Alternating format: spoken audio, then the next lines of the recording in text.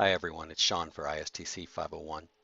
I wanted to do a screencast as part of my blog for our lesson plan regarding the integration of technology into a content area that maybe we had difficulty with as children. And for me, it was always math. I was a bright kid and I did really well in all the other content areas, but math was always a problem for me. And part of it, I think, was the dryness of the delivery on the part of the teacher.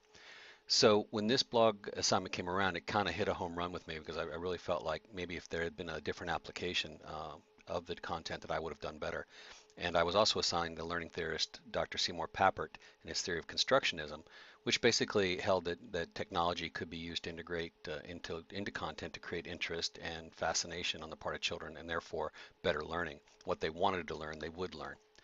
So I wanted to integrate a couple things into a basic lesson plan. One, is, of course, was the use of the smart boards, which we just covered this past week.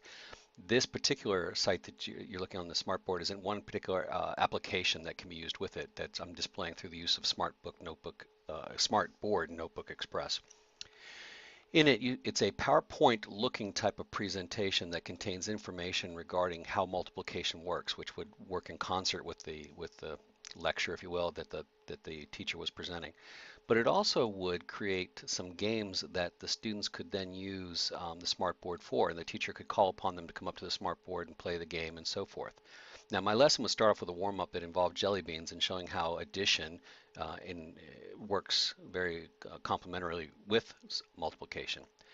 But as we progressed into the higher levels of multiplication, we could reinforce it with games like this one, which talks about counting by fives.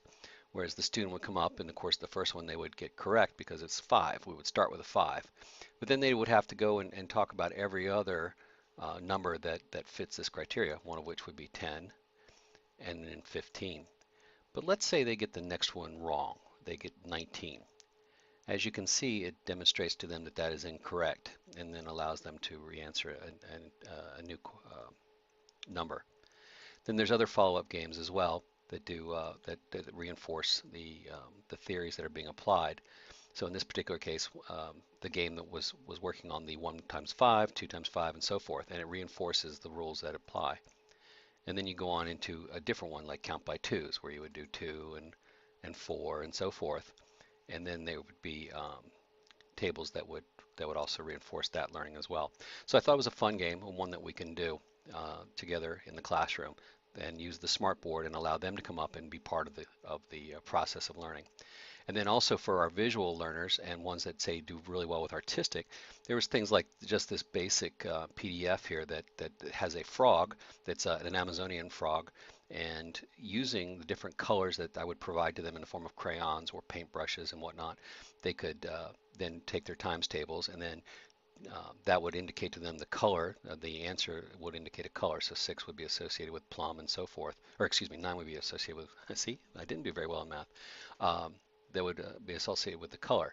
So when they got 3 times 3 and they got the answer would be 9, anywhere that the answer was 9, they would color in with the plum, as these little spots here on the frog indicate. And at the end, they would have a finished product that would be aesthetically pleasing, and at the same time, they would have something that they created.